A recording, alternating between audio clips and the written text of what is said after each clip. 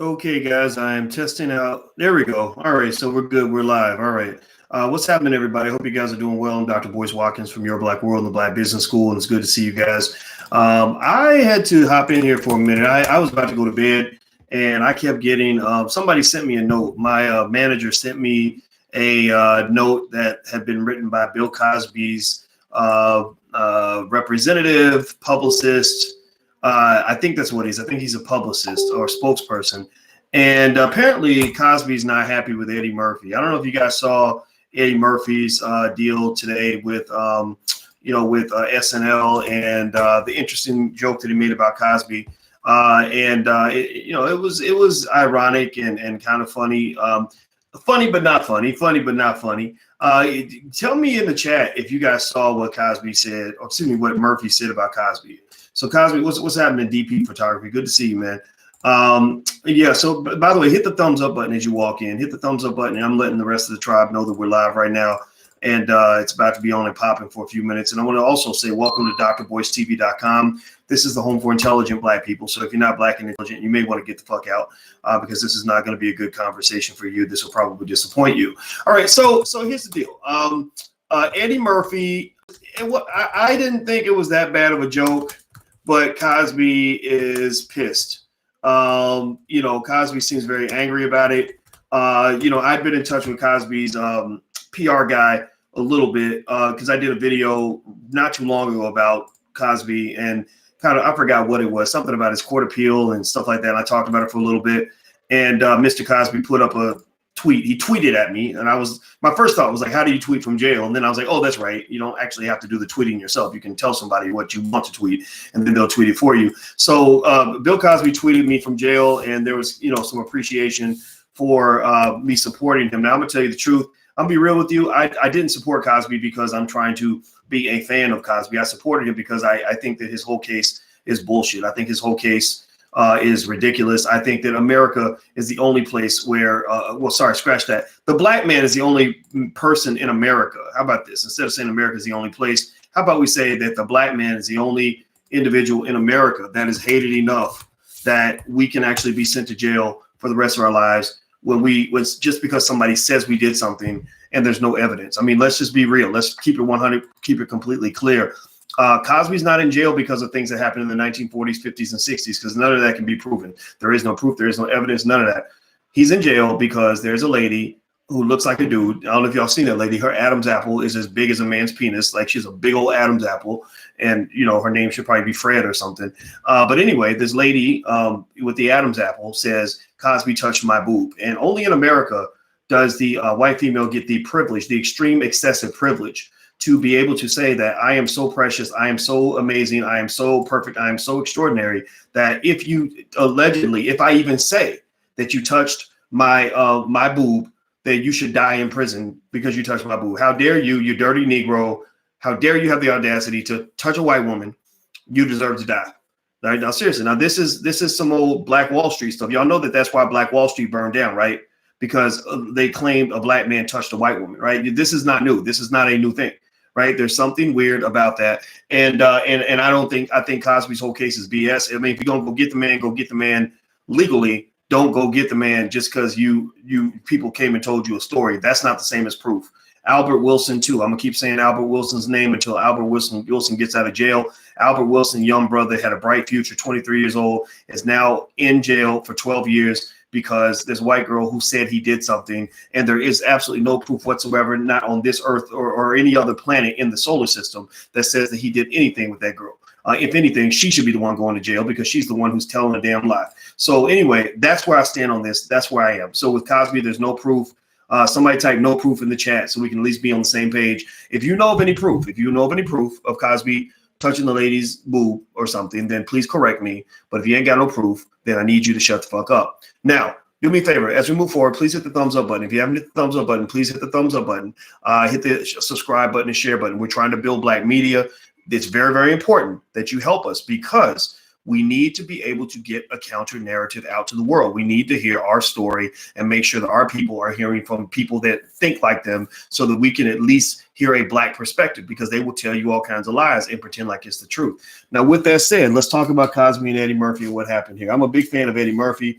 I don't know Eddie. I worked on some projects in Hollywood where his ex-wife Nicole was indirectly involved. So and I remember I went to one of these Hollywood parties, and Nicole Murphy was there, and she came in. She's kind of like a statuesque woman. Like, she walks kind of like a peacock, and she kind of stands out, and she's like an alpha female, like kind of like that, like a not a pelican, but what's that bird? A flamingo. That's what she reminds me of. A big, beautiful woman.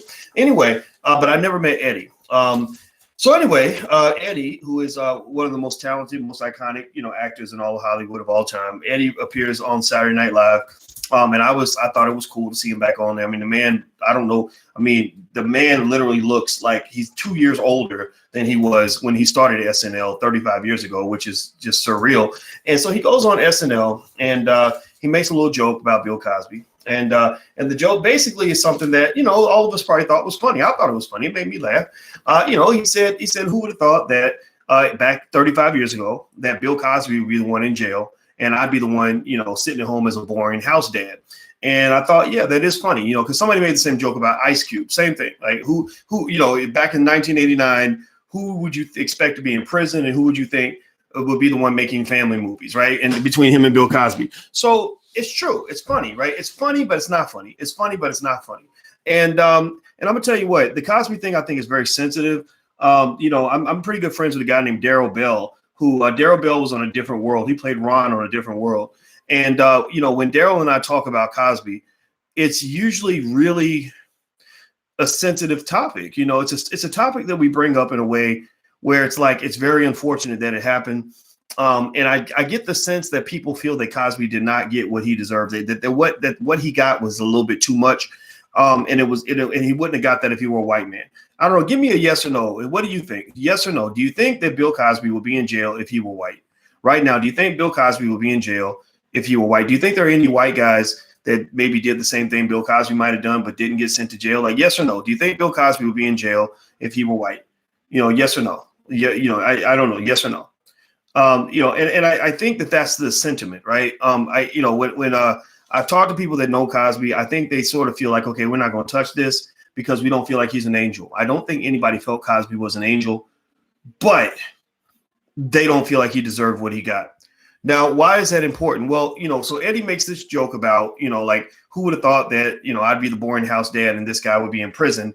And then he says something, he imitates Bill Cosby, and he says, now, who's America's dad now? I can't do a Bill Cosby imitation. Imagine Eddie Murphy doing a much better imitation of Bill Cosby and saying, who's America's dad now, right? How Bill Cosby moves his lips and his neck, right?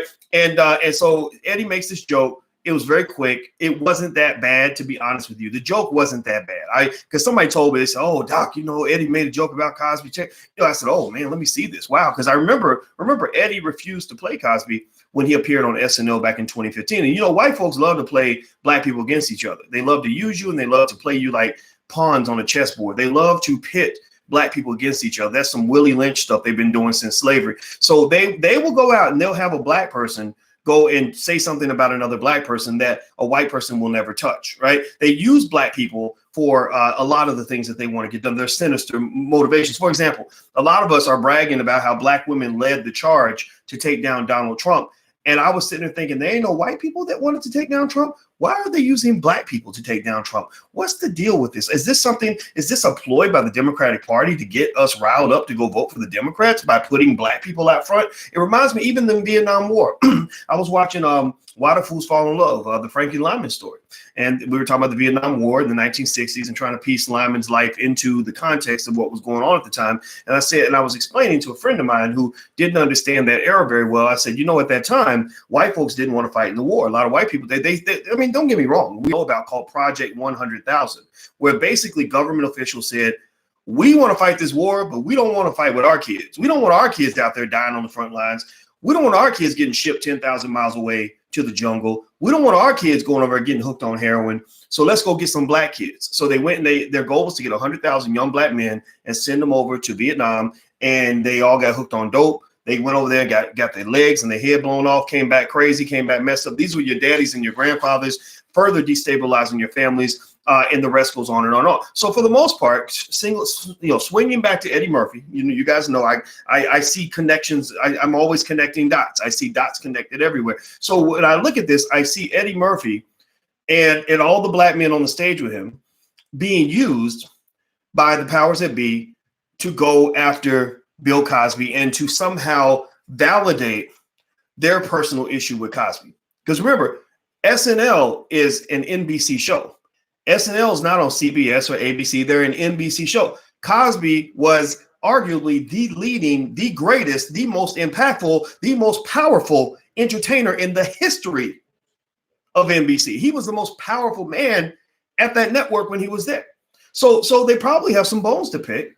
And I was a little bit saddened that they got these black men to go out and do their dirty work for him, because they really just, there's something there when the network that you used to ride for, the network that you made money for, won't even give you even an inkling of the benefit of the doubt. When they go out of their way to attack you, there's something there in terms of a dirty history that they're trying to somehow deal. They're settling a score here with Cosby. That's my point. They're settling a score with Cosby. So with that said, when I saw Eddie's joke about Cosby, I didn't like the fact that he made the joke, because I feel like he could have avoided it. I really do. I also did not like, it wasn't a bad joke, but he could have walked away from that. I really believe it would have been a classy thing to do. I also didn't like the fact that they, again, using black men as pawns on a chessboard, pulled 4 black men up on the stage with him. Now these guys all worked at SNL. Actually, it's 5 black men. It was Eddie Murphy, Dave Chappelle, Tracy Morgan, the guy who's untalented as fuck. I have no idea how Tracy Morgan became. I don't know. Tell me, am I crazy? Does anybody else think Tracy Morgan is like his comedy is like, why is funny? Like, give me a yes or no if you think do you think Tracy Morgan is talented and funny? Yes or no? Yes or no? Do you think Tracy Morgan is talented? I think Tracy Morgan is horrifically unfunny. He's barely mediocre. I felt that way when he was on Def Comedy Jam 20 years ago. I watched him on Def Comedy Jam, and he made jokes about, like, when you go to the bathroom and your butthole burns and you walk out and you got the burnt butthole feeling. I'm like, oh man, I don't want to think about your butthole. That's nasty, bro. Like, that's gross. Like, some guys killed it. D.L. Hughley killed it. Martin Lawrence killed it. Chris Tucker killed it, right? Like, all these guys killed it. Tracy Morgan is the last guy I ever thought would go on and become a big superstar. Some white person just decided that they like this Negro and they're giving him these weird opportunities, because Tracy Morgan ain't it. I'm sorry. I don't care if it gets back to him. I don't care if he gets mad, but y'all know what seriously, Tracy Morgan ain't it. Chris Rock, amazing. Brilliant guy. Funny as hell. Dave Chappelle, I mean, I give Dave all the props for the way he handled that Netflix special, the way he took on all political correctness head on and used his power, the power of his platform in an amazing way. I give him props forever. Tracy Morgan, yeah, whatever. Okay. Keenan, the fat guy. Well, there's a reason why he's been on SNL for 15, 20 years, because he's certainly not continuing the tradition of talented black men. He's kind of in the low. He's kind of what the Dallas Cowboys are in the NFL right now. The team that might win a couple games, but they're always fucking up, and they're usually going to get their ass kicked. Like, he's kind of like that. He's just not that good. He's okay, but he ain't all that, right? So he should be just happy to be on the stage. He was only on there because he works for SNL right now. They're trying to elevate his brand. But Chris, Eddie, and Chappelle, second to none, right? Second to none. Now, what I did not like, I can't help but feel that there was some sort of planning, some sort of orchestration here to say, we're going to make this joke about Cosby, this inappropriate joke about Cosby, and we're going to get 5 of the most powerful and most popular black male comedians in America on stage in what appears to be a solidarity behind this agenda that we have, right? Now, now again, maybe I'm reading too much into it. Maybe I'm not. I don't know. But I did not feel good about it, and a lot of people didn't feel good about it. But then there were some people who didn't care, and it's okay to not care. These are grown men. They make their bed. But let me explain to you. I'm gonna give you a reason why the brothers that were on that stage have to be extremely careful. Now, before I do that, please hit the thumbs up button. Hit the thumbs up button, share, and subscribe button if you haven't done this yet. And also intelligentblackpeople.com. That's our platform if you want to support what we're doing and be a part of it. Or if you make a donation in the chat, make like $10 or more, and I will shout out the name of your business, and that'll be cheap advertising for your business or for your website. Because I know about probably 30 to 40,000 people will probably watch this video by the time it's done. So it'll be cheap advertising for you, and I will cite the name of any business that's mentioned in the super chat if you make a donation of $10 or more. So feel free to. Now it's not even a donation; it's a transaction. So feel free to do that if you want us to promote your business. If you don't, that's okay too. All right. So let me read some of what Cosby's publicist Andrew Wyatt said about Eddie Murphy's joke. He actually called Eddie Murphy a Hollywood slave. My manager sent it over to me, and I thought that was kind of interesting. He says, let's see, Mr. Cosby became the first black to win an Emmy for his role in I Spy, and Mr. Cosby broke color barriers in the entertainment industry so that blacks like Eddie Murphy, Dave Chappelle, Kevin Hart et al. Could have an opportunity to showcase their talents for many generations to come. It is sad that Mr. Murphy would take this glorious moment of returning to SNL to make disparaging remarks against Mr. Cosby. One would think that Mr. Murphy was given his freedom to leave the plantation so that he could make his own decisions, but he decided to sell himself back to being a Hollywood slave. Step and fetch it plus cooning equals the destruction of black men in Hollywood. Remember, Mr. Murphy, that Bill Cosby became legendary because he used comedy to humanize all races, religions, and genders, but your attacking Mr. Cosby helps you embark on just becoming clickbait. Hopefully you will be amenable to having a meeting of the minds conversation in order to discuss how we can use our collective platforms to enhance black people rather than bringing all of us down together. Okay, and then he has hashtag not funny SNL, hashtag SNL, hashtag far from finished, hashtag free Bill Cosby, hashtag Bill Cosby. Okay. I'm going to take a deep breath and pause for a moment and let y'all digest that statement.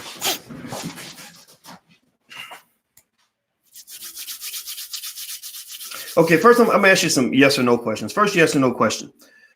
Has anybody noticed that since Bill Cosby's gone to jail, that the rhetoric from him and his team has gotten a whole lot blacker, like radically blacker?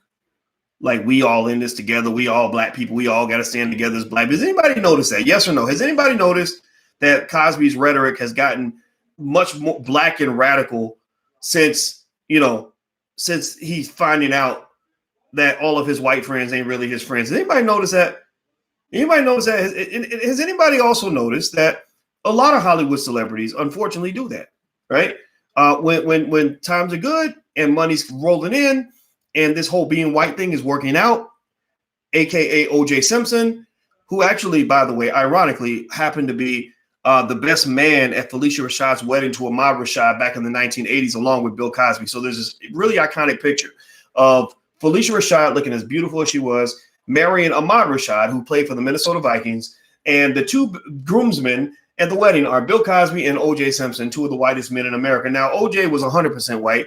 Cosby was about 70, 80% white. However, Cosby had his own version of blackness, which he did express through his shows like A Different World, The Cosby Show, etc. So he deserves credit for that. And I told you guys, we went through this, right? We went through the fact that Cosby gave more money to HBCUs than any black person in history. To this day, nobody's matched his donation in 2019 dollars, right? And so Cosby deserves props for all of that.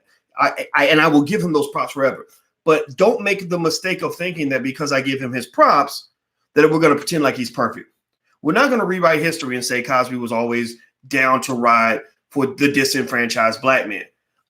Remember, Cosby gave that horrible pound cake speech in 2004, where he basically, kind of jokingly said that, you shouldn't be surprised when Paquan gets shot in the back, or Raheem, or whatever name it was that he used, gets shot in the back for stealing pound cake, because you shouldn't be stealing pound cake, and that's why he got shot. We know that was not cool. And there was a feeling among many that Cosby was very detached from the struggles of a lot of black people, that maybe 15, 20 years ago, he would have had a hard time relating to the men that he's relating to now, and that he would have talked down to them but he would not really necessarily talk with them and connect with them because he could not understand what they were going through. But then again, though, at the same time, Cosby gave us something special because he's that old grandfather who remembers how great Black people were before integration. He and Dr. Claude Anderson have that in common. That's why I invited Cosby to come on the podcast. And when he comes on, just make no mistake about it, I will give him 100% respect. He actually said he wants to come on. So if he ever wants to come on, the door's always going to be open.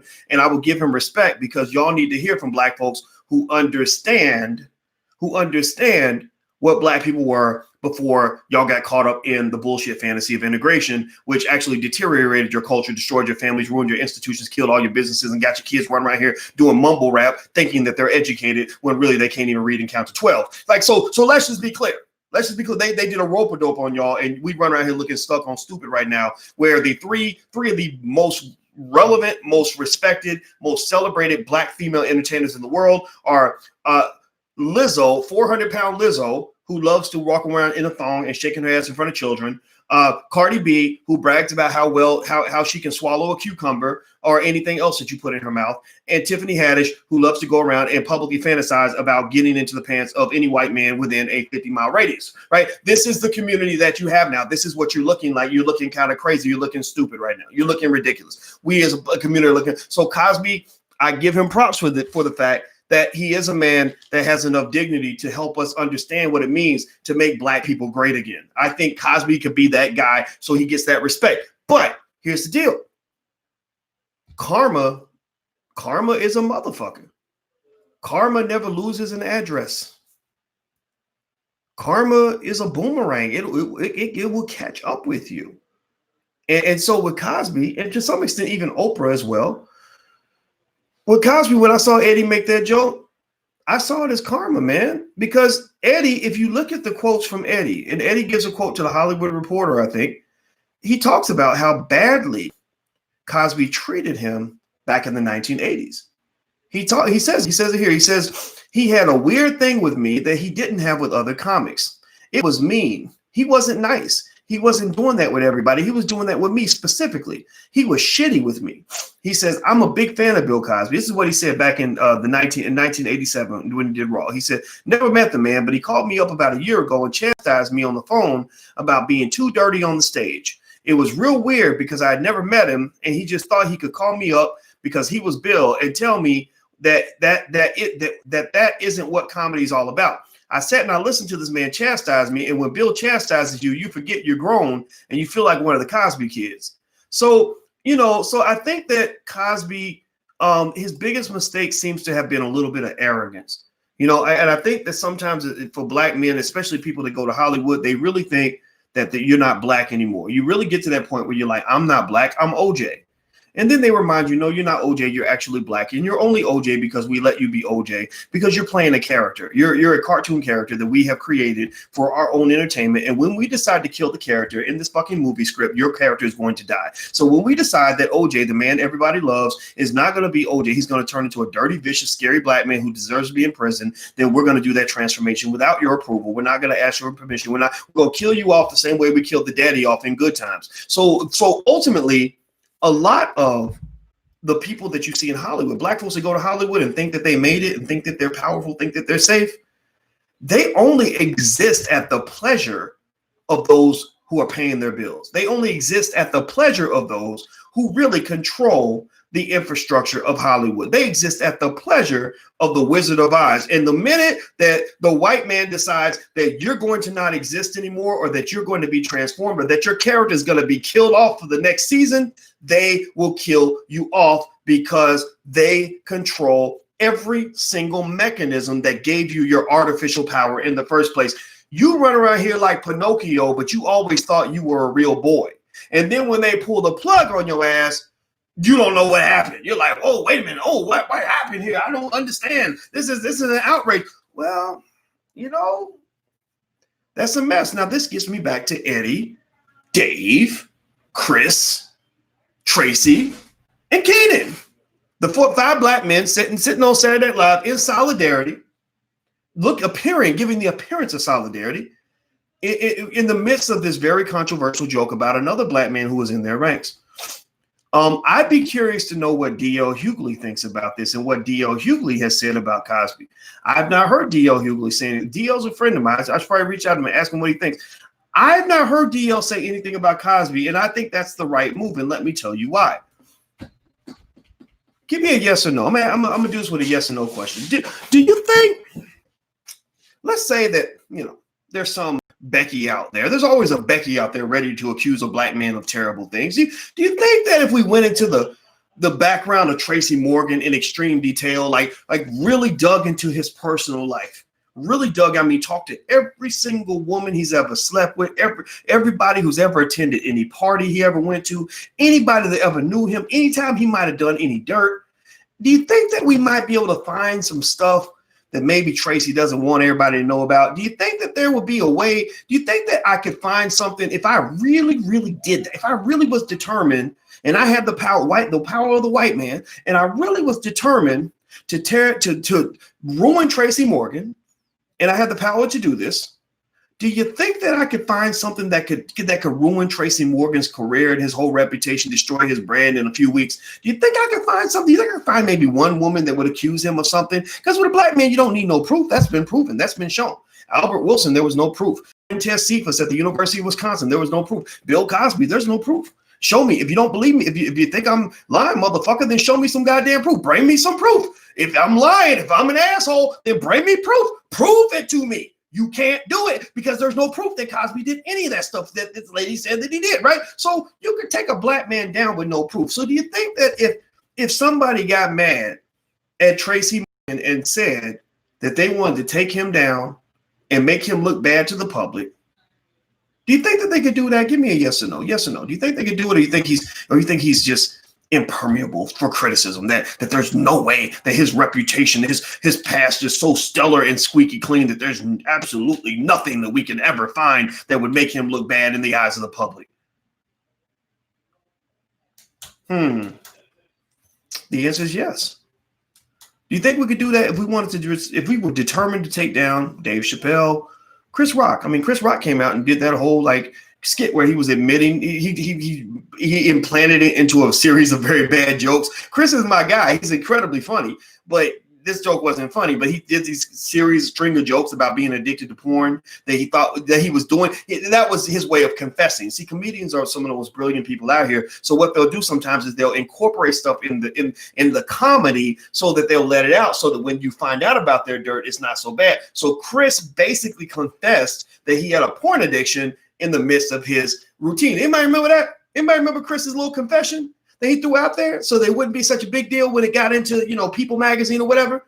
Well, Chris probably has some stuff that if you shaped it in the right way, Chris made jokes about how many college girls whose tuition he's paid to get through college and all that. You don't think that they can't find one single story if they were looking for it to make him look kind of like a predator? Right now, seriously, it's not hard to make a black man look like a predator. All you got to do is prove that he fucked somebody. All you got to do is prove that he has sex with somebody, and he's pretty much a predator. Like that's the country you live in. Seriously, I'm not joking. It can happen to your son anytime. He just got to get the right enemies. He got to be powerful enough to have the right enemies. And believe me, they can make him look like anything they want him to look like. And why do I bring this up? Am I bringing it up because I want to pick on Tracy? No. Am I bringing it up because I want to pick on Eddie? Eddie Murphy been around 40 years. Y'all know some of Eddie's dirt. Y'all know the stories about it. Seriously, I don't care. I'm not judging, but come on now. Right? So the reason I think that these guys should be very careful is because, when you start letting go of any sort of compassion or solidarity for a fellow black male comedian who was done wrong by the system, whether you like him or not, just know that when you're working on behalf of Master to tear him down, you might be next. Anybody remember that poem? You remember that poem that said, "First they came for the socialists, and I did not speak out because I was not a socialist. But then they came for the trade unionists. I did not speak out because I was not a trade unionist. Then they came for the Jews, and I did not speak out because I was not a Jew. Then they came for me, and there was no one left to speak for me." That's a poem by Martin Niemöller. I hope I pronounced it right. And there's other versions out there. I just pulled up the version that I found first.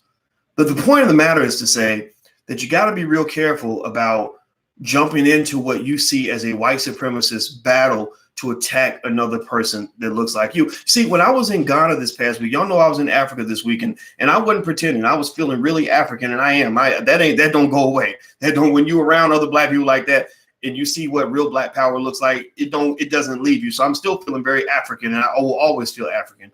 But when I was there, I started researching a little more about how the slaves, how black people ended up in the slave dungeons and being hauled away to the United States and to Brazil during the slave trade.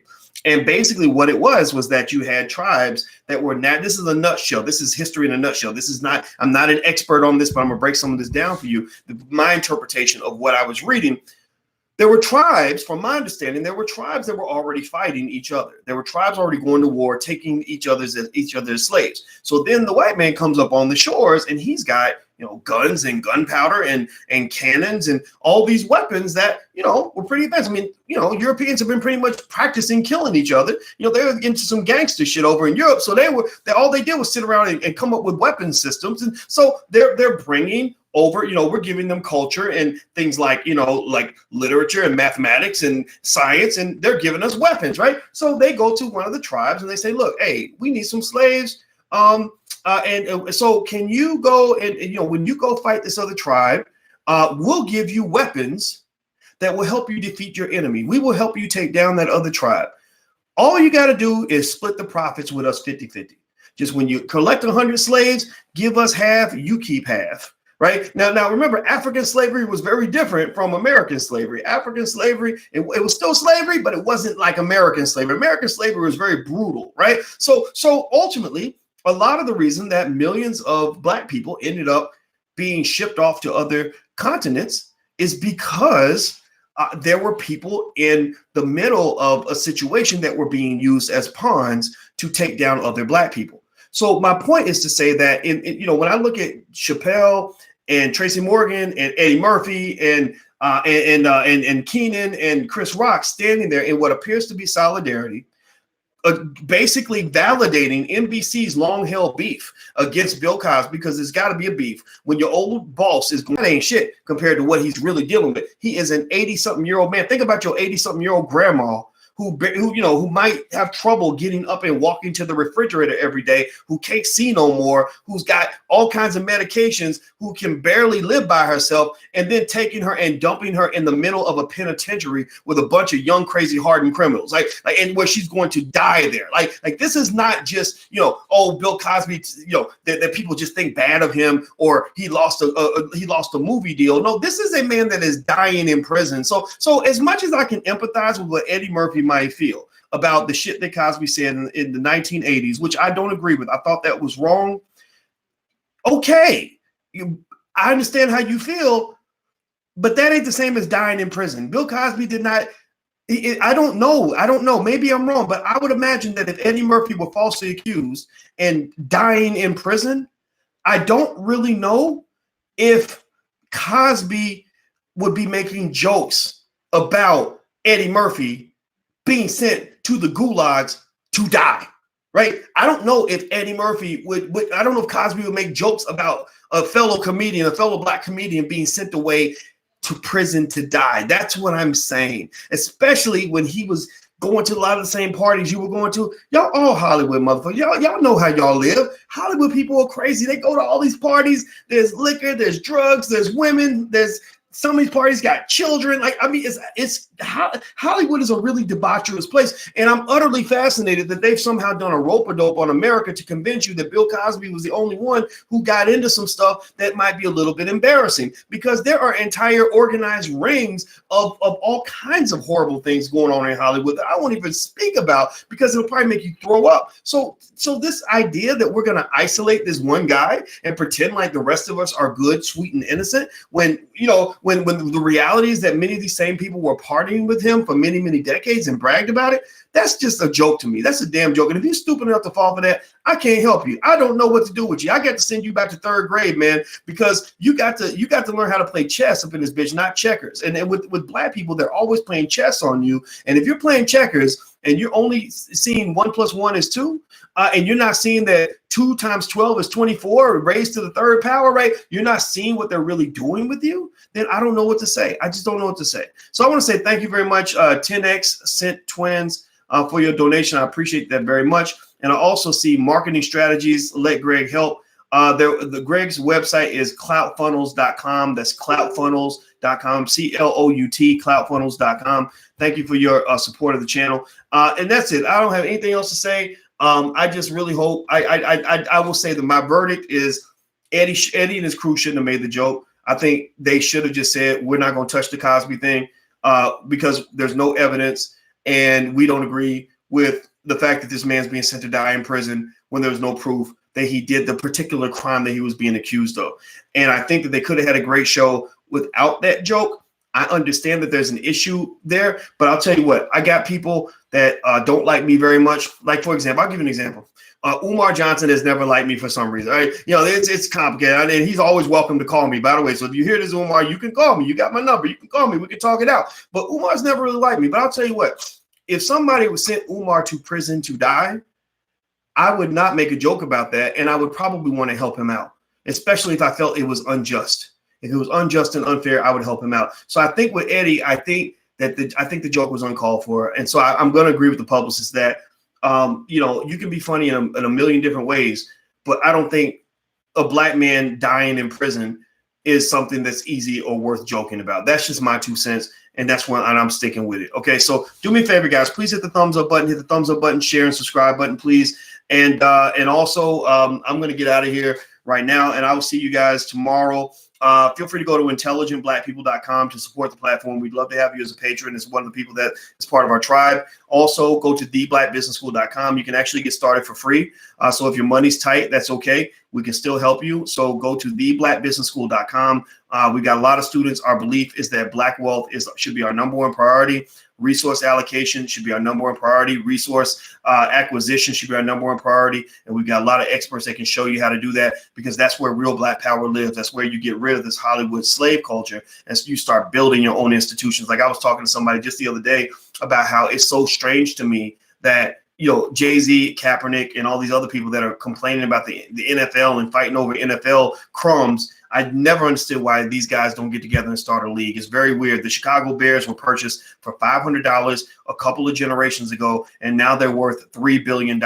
So why don't we do something for future generations? Why don't we plant some seeds that will grow into multi-billion-dollar organizations in a couple of generations? And what I realize is that a lot of it comes down to bad habits, where we enjoy being owned by other people. We enjoy having an owner, having a master. We don't know what it means to be the master of our own fate and the owner of our own destiny. So that means that we got to take our coonery, throw it to the side, and raise a new generation of young lions, young children that are going to want to own, that are going to want to acquire assets, that are going to want to be the boss, that are going to want to run organizations, that are going to want to build institutions, that are going to want to build strong families and strong communities. So it starts with what we do right now. So that's what we got going on in the Black Business School. That's what we're all about. That's what we believe in, because you know, I don't really care much about NBC. That's their stuff. I'm really more concerned about our stuff. So let's build some of our stuff so we can be great in the next generation and beyond. So I'm out of here, guys. Have a good night. See you soon. Take care. Peace.